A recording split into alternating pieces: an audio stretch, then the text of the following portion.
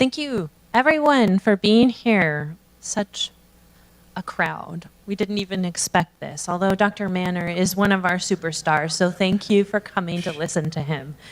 We're here from Hebrew Senior Life Roslindale at the Marcus Institute for Aging Research, where one of our initiatives is the Healthy Aging Initiative. Is that familiar to anyone in this room? You may have participated in a pilot study that we did. I see a couple hands. I had talked to someone who was there last year. This year, we're rolling out HAI 2.0. Those of you who participated before will be happy to know it is now down to 45 minutes from what was 2.5 hours last year. So, woohoo! We are sponsoring a set of lectures that are about enhancing your healthy aging. And Dr. Manor is here to present to you today about mobility and brain function. So you may or may not know that Dr. Manor is ahead of a research portfolio that's looking at mobility and falls and how we can sustain mobility and balance and measure it in new and different ways to help folks stay mobile, stay strong, and enhance their brain function. There are many accolades, many grants, many publications, many postdocs, many proteges that I won't list today. But I will say that this year, Dr. Manor is the recipient of the Excellence in Rehabilitation Award from the Gerontological Society of America, which is a very large scientific organization for aging. Yes, congratulations. And he's here today to talk to us, so I'll hand it over to him, and then we'll field his questions at the end, and I'll talk to you about the Healthy Aging Initiative once he's done. So, thank you so much for being here. I'm happy to be here. I've given multiple talks here, and it's always a good time, so thank you. And today I'm going to talk to you about mobility. So, as Maggie mentioned, I am the director of a center focused on mobility and falls. And I'm talking to you today about the relationship between our brain and our body. I think usually when I talk to somebody who is over the age of 65, their two biggest concerns are losing mobility and independent physical function and losing their cognitive ability, right? Losing movement and losing cognitive ability. And we typically think of those two things as very separate issues, but I'm here today to tell you that they're very connected and intertwined. From the Marcus Institute for Aging, I think this is a really nice website, and it can tell you all about the Marcus Institute and the Healthy Aging Initiative and all of the wonderful research that's going on. So up to 40% of U.S. citizens age 65 and older will experience at least one fall in the coming year. So this is a scary statistic. Even though we're trying so hard to reduce falls, this statistic doesn't change too much, which means I think we need to figure out new and innovative ways to try to reduce falls.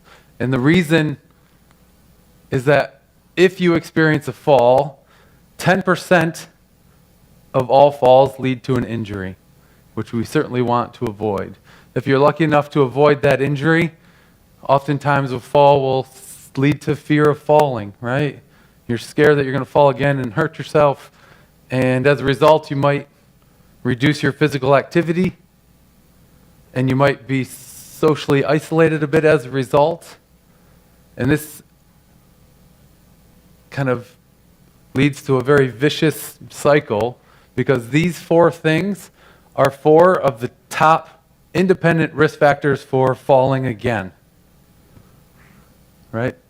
So if you fall, you might get injured, reduce your physical activity, scared of falling, and it kind of induces a vicious cycle of more and more falls. So we need to break that cycle. So my work is in mobility, and my background and my training is in biomechanics, which is a study of human movement. So I typically spend most of my day thinking about balance control.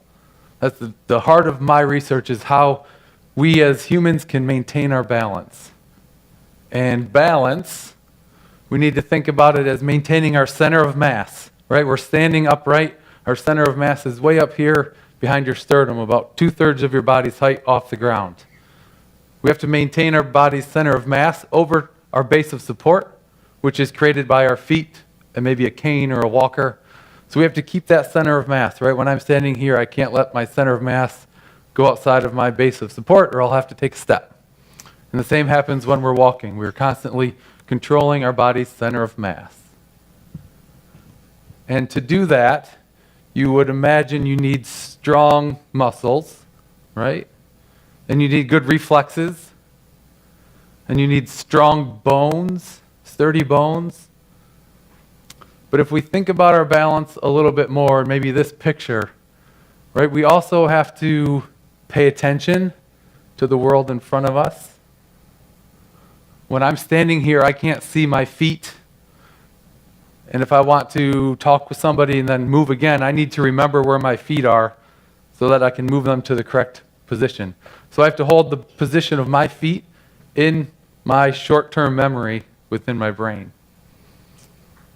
Also, we have to make the right decision, for example, to slow down if our path is slippery or uneven or icy. Right, so I just mentioned that our balance, which we typically think of as a physical task using muscle contractions, our balance is actually a cognitive task. It requires things like attention and memory and decision making. So especially as we get older, our vision might tend to decline, our peripheral sensations tend to decline in sensitivity. People often will have peripheral neuropathy in older age. As those things occur with aging, we have to pay more attention, right? And we have to make sure we make the right decisions. So as we get older, our balance control becomes more and more of a cognitive task.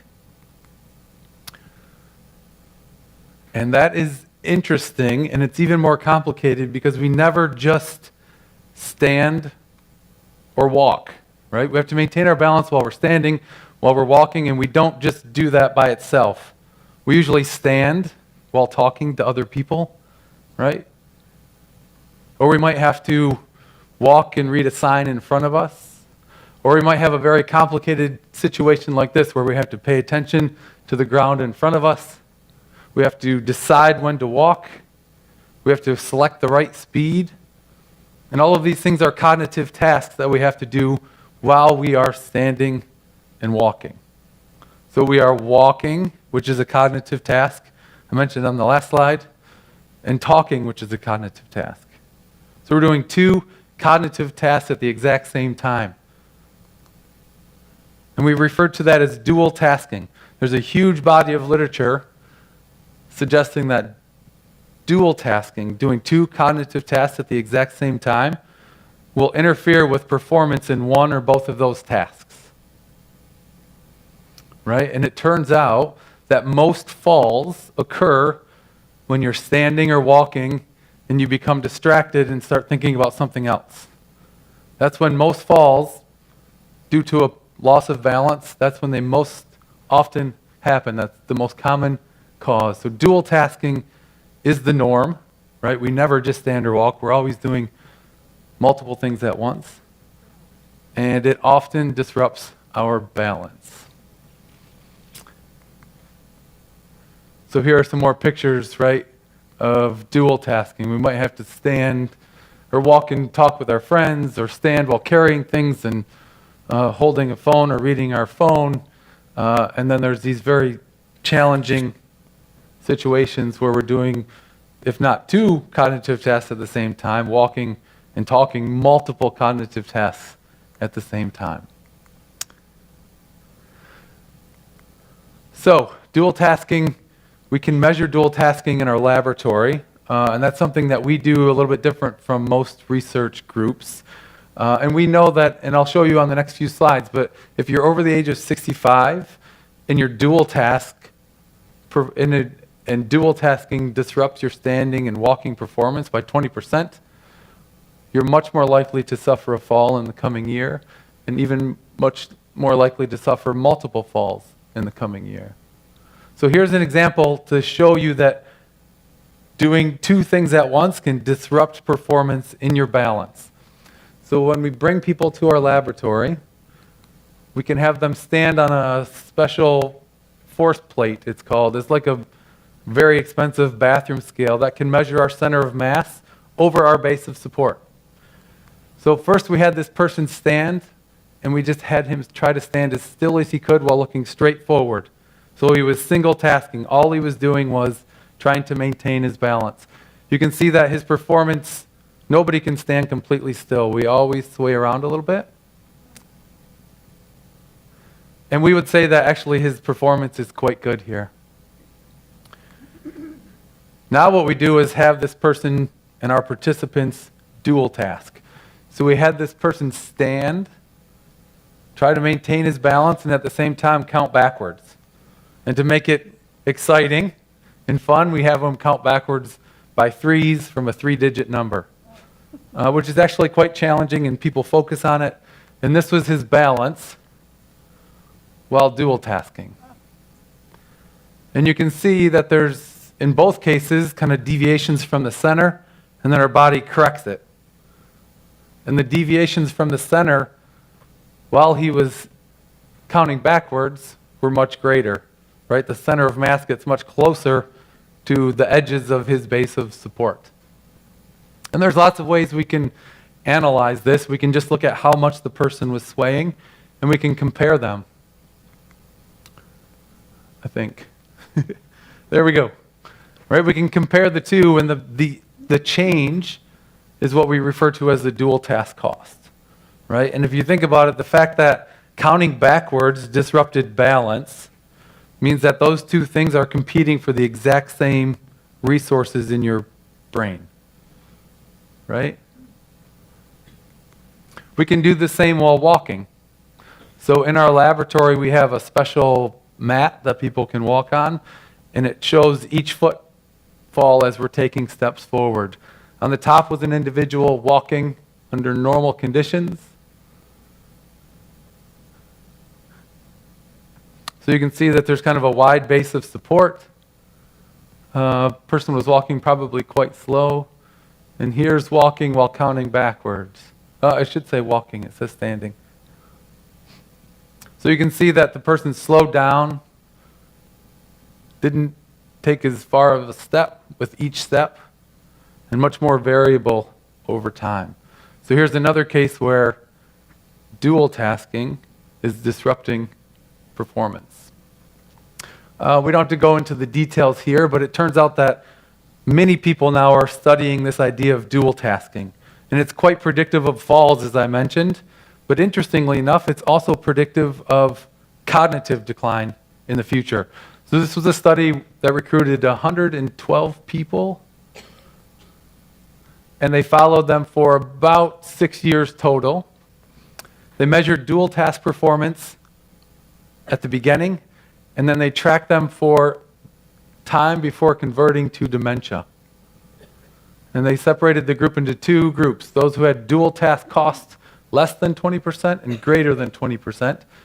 And the group that had a greater dual task cost had more people convert from not having dementia to dementia during the study period. So here we have a measure of balance control being a very strong predictor of not only falls, but also cognitive decline in the future.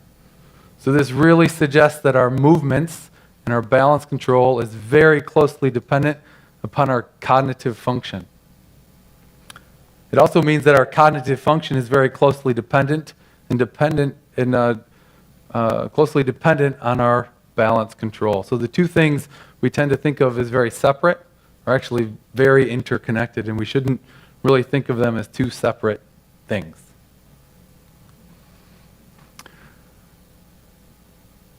So I've been working at the Marcus Institute and Hebrew Senior Life for about 15 years. In the first 5 years I was here, I was really studying and trying to understand this idea of dual tasking. And we did multiple studies and published several papers showing that the ability to dual task is really dependent upon one part of the brain in particular. That's right behind your forehead, a little bit more on the left side than the right side, and it's a mouthful to say, but it's the left dorsolateral prefrontal cortex. And this is the part of the brain that is really closely involved in cognitive functions. And we're able to demonstrate that if you have impairment in this region, you have very strong likelihood of having impaired dual task balance performance. So again, we have this part of the brain that controls our cognitive functions being very important for maintaining our balance and avoiding falls. So as a biomechanist studying balance control, as a PhD student, I really thought of our balance as this, right? After a chicken's head is cut off, they can still walk around, right? Everything is kind of controlled in the spinal cord. But now, after these 15 years of research, I tend to think of our balance control much more like this. And it even is more exaggerated in older age. Our balance control is very much dependent upon our brain and its ability to function. Which is, I think, eye-opening and interesting to me, because if you go to physical therapy following a fall, right, your therapist will probably spend a lot of time strengthening your muscles, right? But our research suggests that in addition to strengthening your muscles, your therapist should also be strengthening your brain and maybe even your ability to dual task. So since we really have identified this connection between the mind, our brain, and the body, our movement, we've been studying different interventions to try to improve mobility by targeting the brain. And I just wanted to highlight 3 that we've studied. There are more out there, but I think these 3 are interesting. So cognitive training, mind-body interventions like Tai Chi, and then something that we've focused on more and more within our research, which is called non-invasive brain stimulation. So first, cognitive training. Has anybody done cognitive training where you sit at a computer and play games that are supposed to improve your cognitive function? Deliberately or... Yes, deliberately. Yeah. Right, there's a lot of different ways to do cognitive training. You could think of crossword puzzles, many different things, right? But we'll give you an example. So computer-based brain games, they're actually quite promising. There's something called Lumosity, CogMed, Posit Science. These are all different specific computer games that you would deliberately download onto your computer and practice maybe memory games or complex reaction time. This is a huge industry right now, huge industry. And there's some interesting results. So here was a study that kind of started things in 2013 where they had people just play a computer game where you had to drive a car. But you had to make decisions driving your car based upon the signs that showed up. So dual tasking. And they did a whole bunch of assessments that we don't have to get into, but they looked at brain function. And they found, most importantly, that people who played these games got really good at the games, right? They became better at the games. They improved their performance in the game. In this case, these individuals improved attention and working memory. But this is the big question. There's a lot of work to suggest that if you play these games, you can get better at the game. You might be able to see some improved brain function, the way we measure it using an EEG or other type of imaging.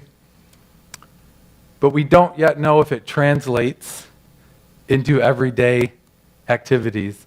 So this happens a lot with media and with industry. There's a research study that shows some promise, and it's really early, and companies see it and kind of monetize it before we really know what's happening. However, in the case of computer brain games, there's also been some really interesting work that I was part of actually 13 years ago now.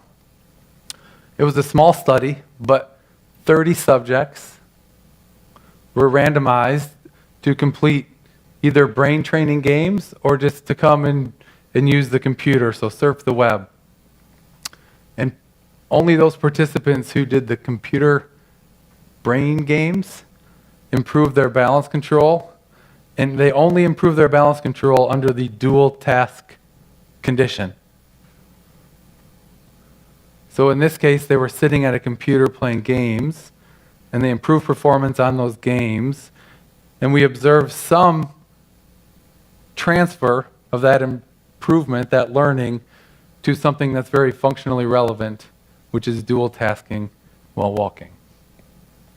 So I think, and maybe even Hebrew Senior Life across the different housing sites has memory cafes where you can go and do these types of things.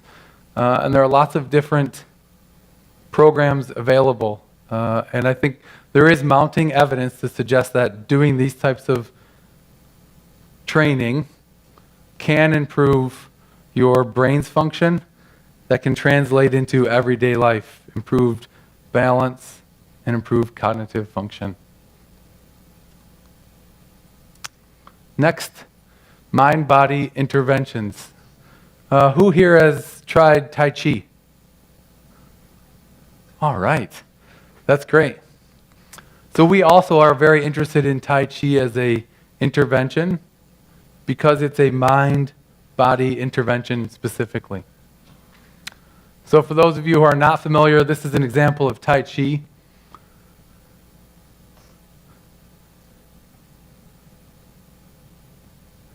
And if you think about doing Tai Chi and what you actually do in real life, right? If you watch this person, he has to control his center of mass over top of his base of support. So all times, his center of mass is over top of his base of support, right?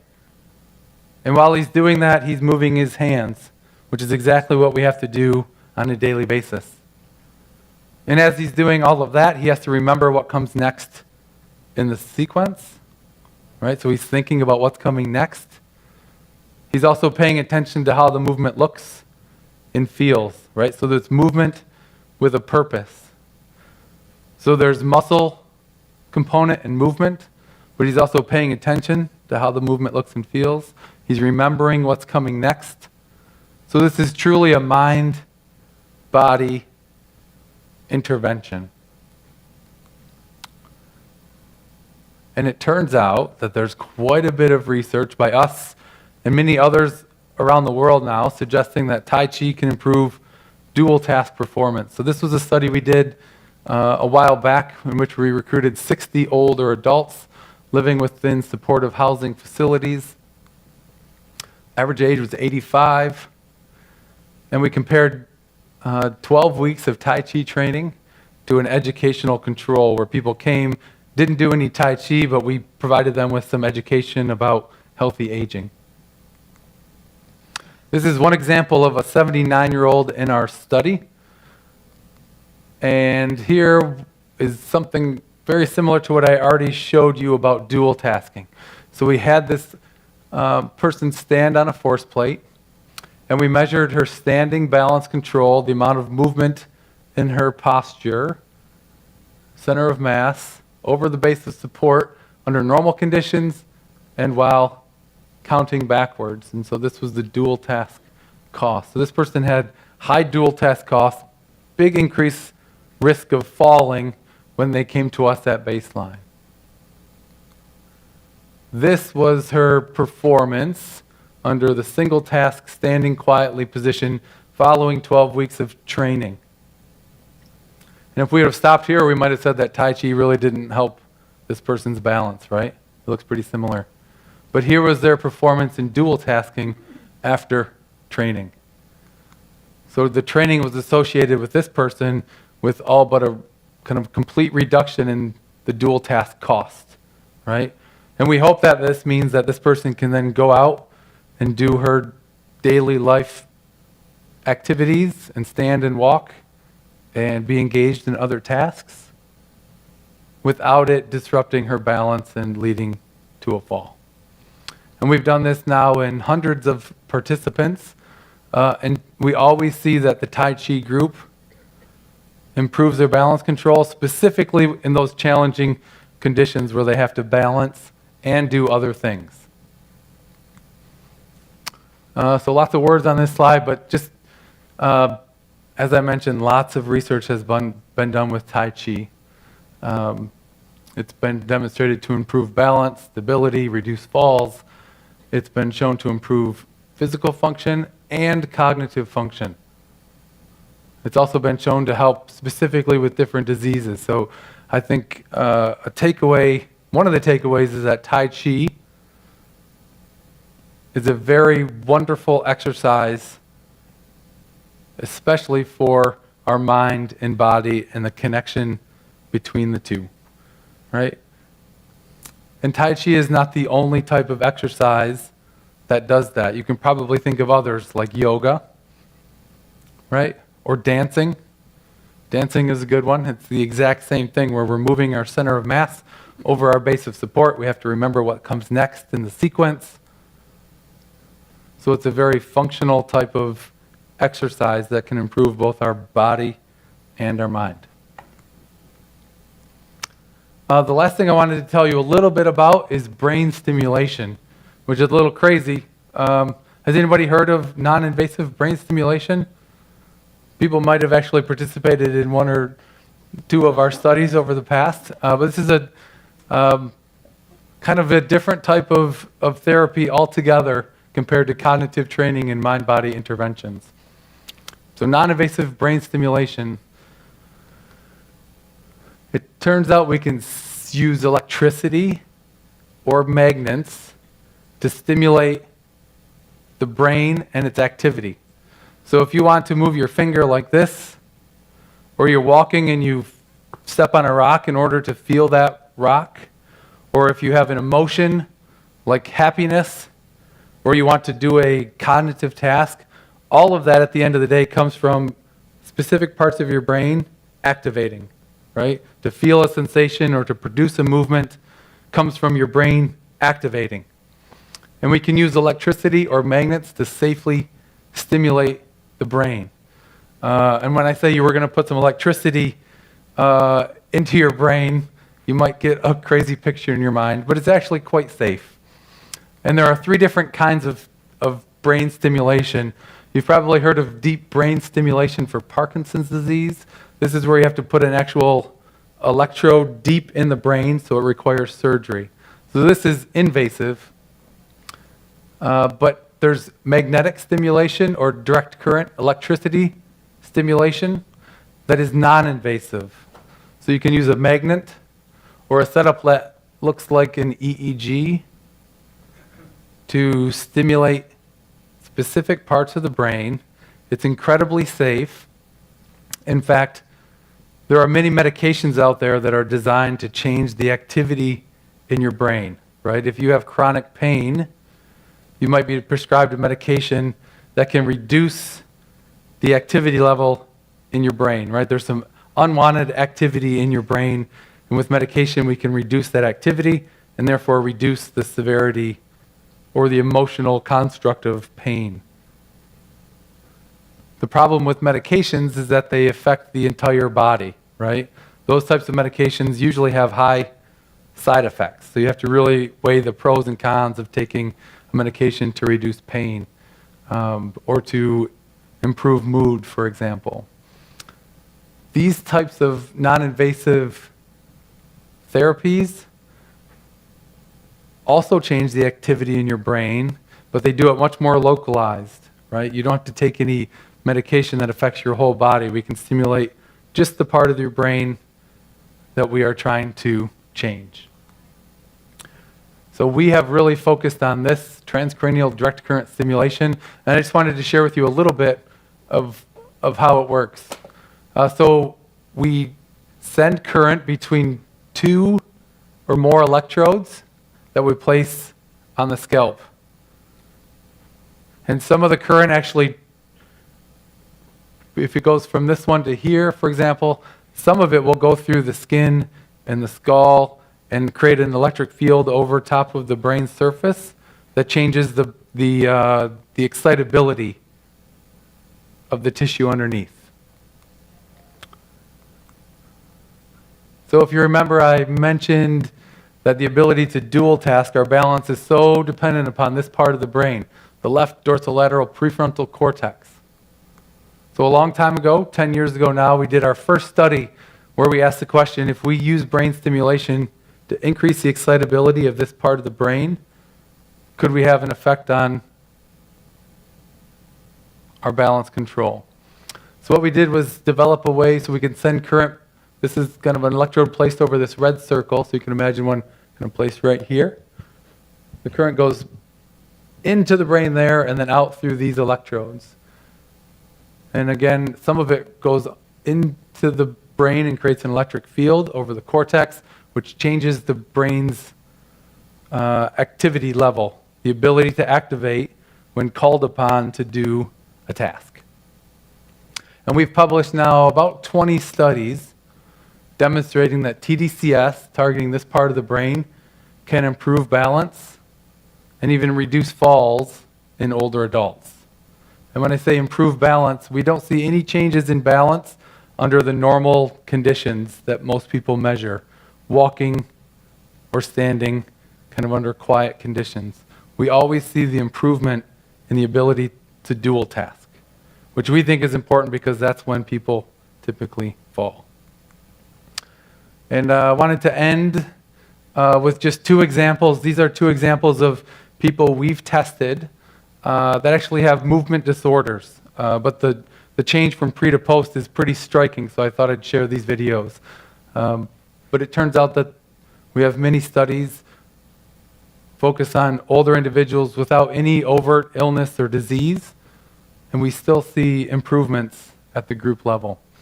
This case is an individual with Parkinson's disease, and we were specifically focused on a symptom called freezing of gait.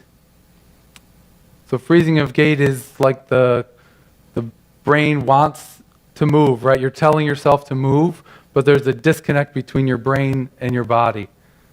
So we had this individual and all of the participants kind of do an obstacle course where he had to stand up from a chair, walk, turn in a circle, turn back around, and you can see that he has lots of kind of quick shuffling steps in many cases where even though he's trying to move forward, he's unable to initiate the walking. To make it more difficult, he's also holding a tray with a glass on it. So it's very much a dual task kind of condition, right? This was his performance after just 20 minutes of stimulation. So after the top, he sat down, we set the stimulation up. 20 minutes of stimulation targeting this part of the brain. And you can see that his freezing of gait was all but vanished. And we have published this paper on several papers, so just one session of stimulation had an effect about the same as taking medication for this kind of issue. So a very strong pre to post stimulation effect.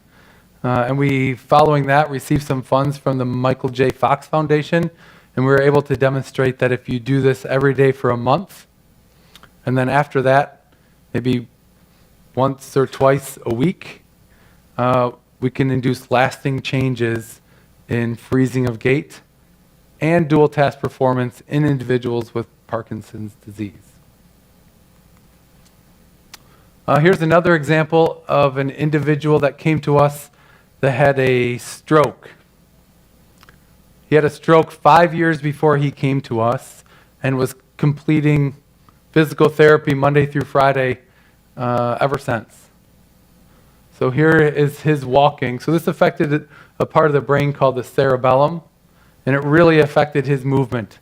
You can see he's got a wide walking stance and very little movement in his knees, so very little knee flexion. He's got big overcorrections of movement and very poor control of his center of mass over his base of support. He then went through 20 sessions of stimulation once per day, and this was his walking after that. And you can see his feet are closer together. He's got much better control of his center of mass over top of his base of support.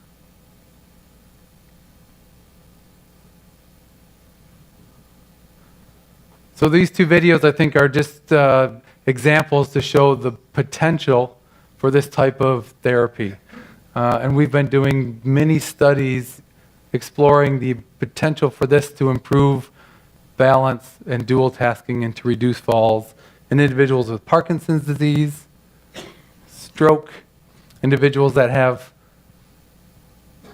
impaired cognitive function, and in individuals that have poor balance because of peripheral neuropathy or other type of intervention or other type of impairment.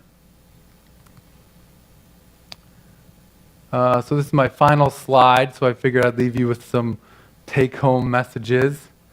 The first is that our balance control, right, is a mental or a cognitive task, right? We should think about our balance very similar to doing a crossword puzzle or figuring out a math problem. Our balance control very much depends upon our brain's ability to solve tasks. And that's important because we are always dual tasking. And if we dual task, our brain struggles to dual task. It's really important, right? We're standing up, our hands are free in order for us to do other tasks at the same time. But as we get older, our ability to stand up and do other tasks at the same time becomes impaired, and that's typically when we suffer falls. And as a result, in order to improve our balance, we can't just focus on improving muscle strength. We have to improve our ability to walk and talk, or walk and make decisions, stand and make decisions at the same time. So things like Tai Chi is great. Things like brain training, computer games are great. And I think this last point is really interesting and important to remember. So oftentimes when you start something new like Tai Chi, right, or you try brain computer games and it's novel, new, you make a lot of mistakes, right?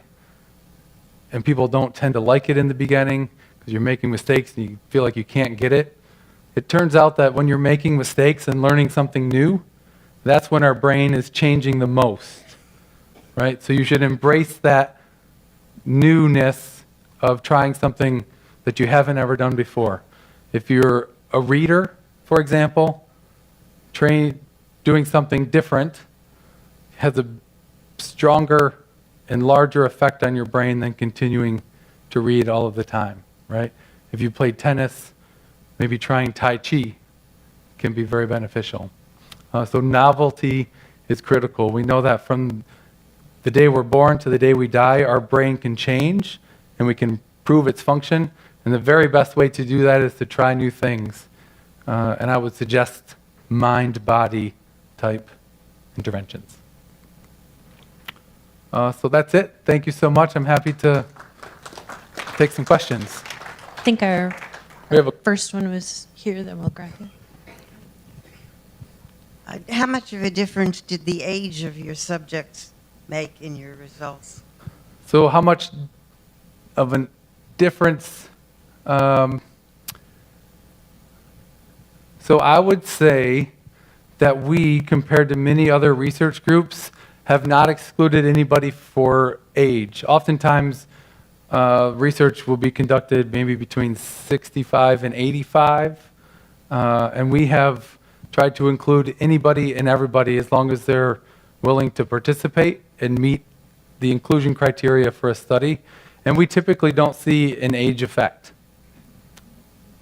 People who are 98 or older, we've observed positive effects of things like Tai Chi for brain stimulation or different types of interventions to improve our daily physical activity. So I don't think we should think about age as a factor or a detriment. I think we should always think that no matter how old I am, we can improve our brain and our body through the things that we do every day. So good question. First of all, thank you. Of course. So I noticed in all your slides, when you gave examples or showed statistics, it's all, that they're old. They're old by 10 to 15 years old.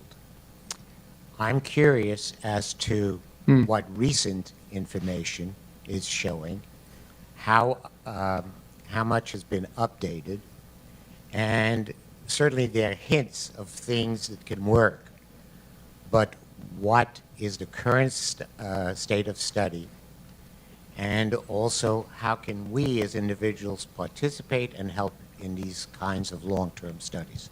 That's a good, got it, thank you. So I did show a couple kind of the first examples of things, right? Whether it was a computer training program that led to balance improvements or how dual tasking can predict cognitive decline. Those studies are now 10 or 15 years old. I would say since that time, a lot of the work has been bigger. So we now have clinical trials that have been completed to back our results. So as one example, the work I showed with Tai Chi was in 60 individuals, 30 to the real Tai Chi group, 30 to a control, and we saw an effect. Based on that, we've since completed a multi-site trial that was well-powered, and we were able to show the exact same thing. So more individuals and stronger conclusions that Tai Chi can be effective. And to your second question, if you're interested in participating, perhaps the best way to do is to sign a form after this that will have your name on a list for what we call the Healthy Aging Initiative. So this is a research project where we're interested in following kind of the health trajectory of all of the residents at HSL. And if you're part of that study, we will also, if you're interested and say yes, provide you with any new study that we at the Marcus Institute are conducting. And then you can decide to participate, provided that you're eligible for that study. So I think the way you do it is to be here today and to kind of form a relationship with us, and we're happy to learn more. Okay, so I've been at Newbridge for a long time, and I used to go to the gym all the time and do exercise. And I did a lot of the studies, but for probably the last 2.5 years, for some reason, I decided to get into walking. My granddaughter put in a Jane Fonda walking tape. So I walk probably 1.5 miles. I'm very compulsive. I like to beat my records all the time. 1.5 miles every day, 7 days a week.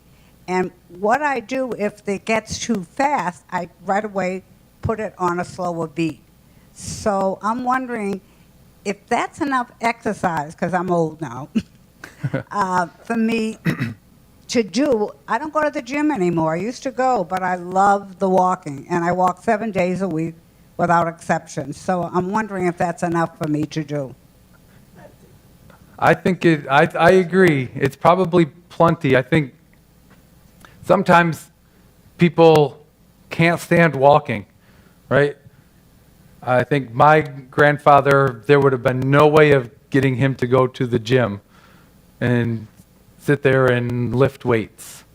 But I also know that there are people who love that, right? There are some people who say, Tai Chi is just so boring to me. And some people say, well, Tai Chi is wonderful. I feel so great. It's like meditation. I feel my balance is better. So everybody's different. And I think we need to play that up and not be apologetic for it. So if you think walking is kind of right for you and you enjoy doing it and you feel better, that's probably a good sign that it's helping you and you should keep doing it.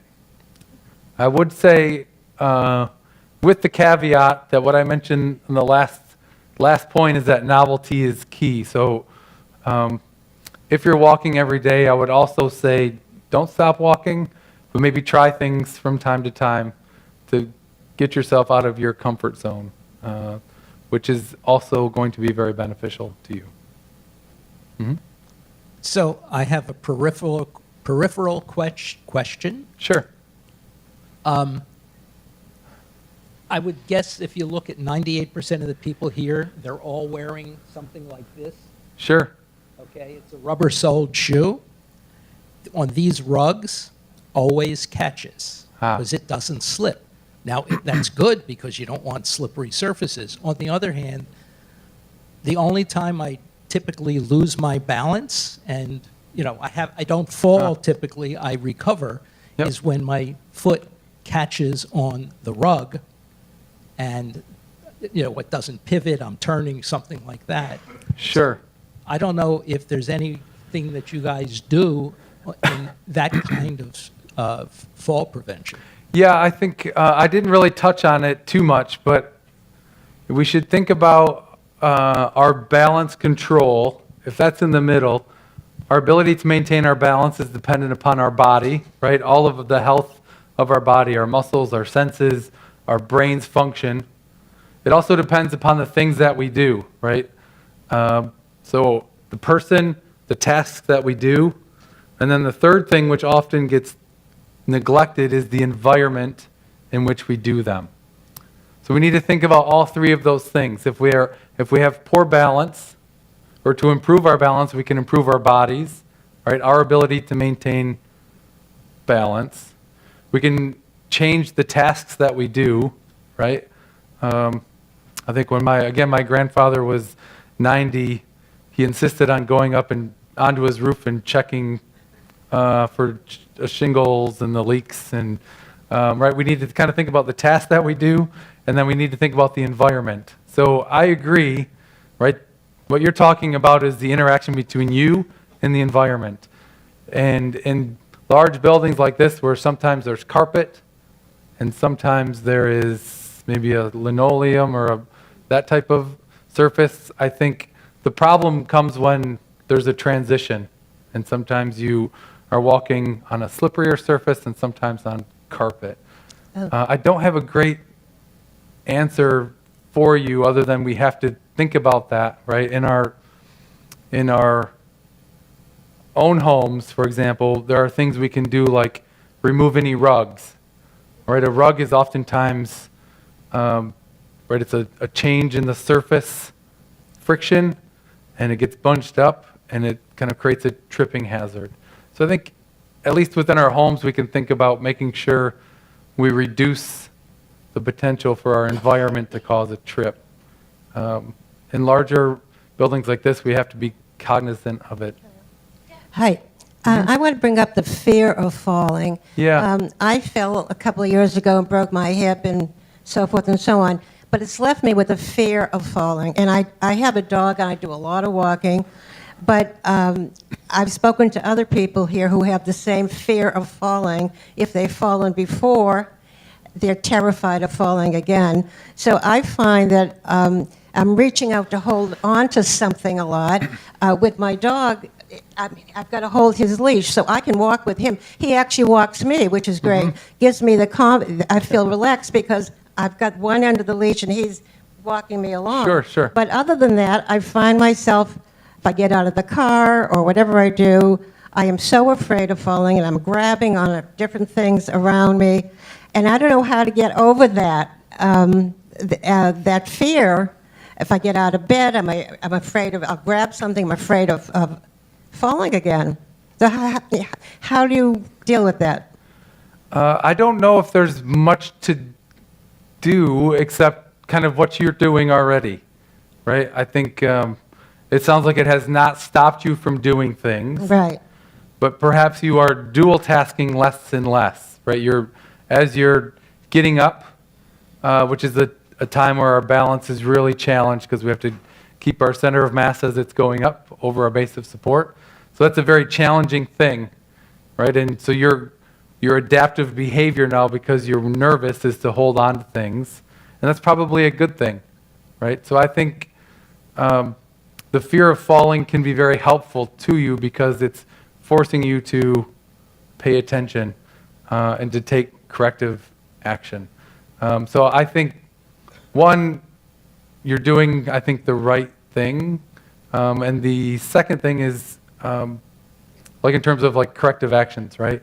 The second thing is you have not reduced your physical activity. So if you've fallen, there's many different reasons why we fall, right? So we need to figure out and talk to your doctor and therapist about what the causes are, right? If there's no underlying cause, then that we can kind of work on from a medical standpoint, then it's okay to continue exercising, and it's important to continue because if not, then your balance will get worse and worse. Yes. Mm-hmm. Walking sticks? Yep, yep. So my purple walking sticks take me, when I'm good, every morning at about 8 o'clock or somewhere at 9 o'clock when I leave my apartment, and I go around the entire establishment here indoors. And I like carpets because if it's like that, that's a no-no. And when I join him at the piano, I put the sticks over there. You see the handles? Yep. So they're away. But doing it is wonderful for me, and somebody gave them to me. I love walking sticks, dual walking sticks, not a cane. Yep. And I can't understand why more people don't do that. There's one other person that I know here, that I see here, who does walking sticks. Got it. I think that's actually a good suggestion. And oftentimes people don't like using a cane. Some people like to. Some people are worried that if they start using a cane, they'll become dependent on it. Yeah, I think that's something that you should always work with your physician and a physical therapist with to kind of figure out what works best for you. Some people like the walking sticks. Some people like a cane. Some people like a roller. So I think it's an individual thing. But the most important thing is if a cane or an assistive device can reduce your fear of falling and increase your likelihood of maintaining your physical activity, then it's by far a beneficial thing to do. Okay. Hi. Hi. On the brain stimulation, initially you said that it was every week, right? And then it goes to once a month. And my question is, does this have to keep being repeated for the rest of the person's life, or does it get expanded to every 2 months and then maybe once a year? Sure. We don't know. So what we do know is that if you do it every day for a month, then your balance will, and even cognitive function, we observe improvements maybe at least 6 months after that. So what we hope is happening is that we're breaking the vicious cycle of kind of balance decline leading to reduced physical activity, which leads to worse muscle strength, which leads to balance decline, right? So if we can intervene and improve balance, we hope that that will result in people being more active and continuing on with their daily activities. But I would imagine longer term that you would need repeated exposure to that stimulus of brain stimulation to have it work, just like exercise. So you might think of it like exercise in that we need repeated exposure over time. And the specifics, we don't yet know. That's an active research question for us. Yes? I remember you or somebody else gave a presentation here, and somebody in the audience said, how come we're never getting the results of the study we participated in? We've participated in a number of them. We understand you go to writing papers, et cetera. Sure. But just a suggestion, please let us know feedback for what we've It's done? it's a good question, and it's something we struggle with, and we understand it's frustrating. Some of the biggest issue is that a lot of the research studies are in clinical trials, and so we're kind of blinded to if you were part of the brain stimulation group or a placebo. And so we have to wait until the end, which takes oftentimes 2 or 3 years. Even still, we have changed our practice recently. And in all of our studies, when you finish participating, we provide you with at least some results that can be helpful to you, hopefully. Yeah, not suggesting individuals, but simply giving an overall result. for the Sure, study. sure. Yeah, the overall results are, sometimes it takes 5 years, right? So what we try to do is when an individual participant finishes, we can at least share with them what their performance is compared to the rest of the sample, and things that you might be able to talk with your doctor about. But that's a good suggestion, and I think part of the Healthy Aging Initiative, we made that a point to make sure that if you participate in the study, you will have knowledge of how you are doing, and we will listen and even change our study as a result. So we want this to be sort of a partnership between us as researchers and all of you as participants who can hopefully benefit. Good question. I just wanted to add a highlight of our being at Newbridge has been participating in the Marcus research studies.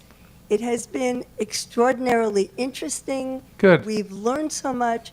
Hanging out with your young researchers makes us feel like we're in an intergenerational community and is really so much fun. And Sandy and I just encourage everybody to give it a try because it really makes you feel good at the end of the day that you've done a teeny bit to sort of help your grandchildren down the line. Yeah, thank you.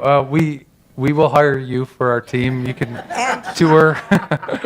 But I would say, like, as a researcher, we cannot be here and do our work without all of you giving us some of your time and energy to participate. So the last thing The- I'll mention is that we have a fabulous Tai Chi opportunity here at Newbridge. And it is so much fun. And, we don't want the class to have 500 people in it. We'll just need more coaches. I think But if it is fabulous. that would be a good problem to have, a good problem to have. We meet on Mondays at 4 o'clock. Okay. And I would suggest if you haven't tried it, to try it and embrace the mistakes. Don't worry too much in the beginning. It's something that's kind of very different. You were talking about canes and walkers, and I've seen a lot of people here with the wrong size cane. The walkers they're not using them right, the rollators are too low, and they're actually causing problems. We had a workshop here, but a lot of people still didn't come to it, and I'm just telling I used to fit them, and I see the people, wrong size cane, wrong size. And Yeah. you got to be more proactive. I think that's right. I think if you go to a geriatrician, that's one thing, and you have an assistive device, they will help you make sure that it's the appropriate device and the appropriate size for you. But in order to make sure you have the right device, you have to be proactive, as you said. And yeah, I think that's probably a good suggestion. Mm-hmm. Thank you very much for a very interesting and helpful program. I'd like to know where the program is being held and whether you can be evaluated for the program here in Newbridge. Our offices, some of our laboratories are in Roslindale at the Hebrew Rehab Center. But specifically to our program, we have made it a point to be able to travel to our participants. So we oftentimes bug Newbridge to let us have some dedicated space right here to conduct our studies, especially for things like Tai Chi or brain stimulation, these interventions, right? You have to do them for every day for an extended period of time to see benefit. And it would be a pain in the butt to have to come to Rosendale and fight traffic every day, right? So we've done our best to make sure that what we do is done where people are living. So if you're interested, we can certainly talk more, and we have lots of studies where we're doing remote things, or we're bringing staff here. In fact, I think the Healthy Aging Initiative is we come here and do all of the testing. And Perfect segue. yes. Thank you, Dr. Manor. He will be here to answer a few questions informally as well, if you'd like coffee and cookies after this. Shouldn't have said that. First, listen to the study, then coffee and cookies. So the Healthy Aging Initiative is part of the Marcus Institute for Aging Research. It's not an intervention study, so we have a little bit different of a setup, and we don't have as many limitations on disclosing results quickly. So what the Healthy Aging Initiative will do is, again, 45 minutes in person in the fitness center over here in Newbridge. We will sign you up for a time. And we go over brief measures for cognition, for mobility. You will get a dual task cost result from this study. And we do things like hearing and vision and your level of independence and strength. So these are all predictors of healthy aging that we know of. And we compare you all to folks that have, there's a bevy of data out there in the universe on these measures. And we compare you to folks your age, your gender, and your education level, and give you a sense of how you're doing within expected limits, below expectations, and we give you a nudge to contact a provider. We give you the results of each of your cognitive domains. So we're really trying to empower you all to take this data, get an annual health e-aging checkup with us, give us 45 minutes of your time plus a few minutes to fill out some surveys in your own home on your own computer, if you'd like, or phone. And then we give you a report. Probably within 2 weeks, we're getting these back. 2 to 3 weeks, we can get you back your report. You can take it to your provider. You can take it to your family. You can take it to your loved ones. You can look at it yourself and say, I'm doing okay in these areas. I've got some room to move here. My lifestyle factors, I could eat better.